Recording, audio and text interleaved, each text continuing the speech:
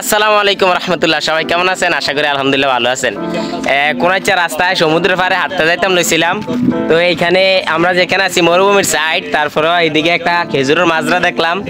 এই যে দেখেন, এই যে খেজুর গাছ, মাশাআল্লাহ কত সুন্দর সুন্দর খেজুর ধরে রয়েছে খেজুর গাছের মধ্যে, মানে খেজুর গাছের একটা বাগান।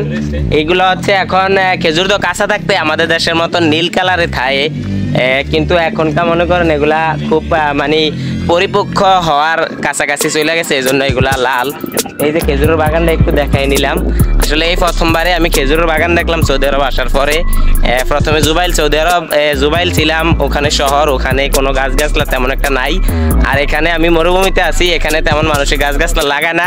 তো মরুভূমি থেকে আমি সমুদ্রের টার্গেটে কোনাইচা পথে আটতে আসি। এখন রাস্তাঘাট, মাঠ, ফসল সবকিছু ফালাইয়া এখানে আমি খেজুরের বাগানটা দেখলাম। তো সবাই আমার জন্য দোয়া করবেন ইনশাআল্লাহ। ভিডিও এখানে শেষ করে দিতেছি। আসসালামু আলাইকুম রহমতুল্লাহ।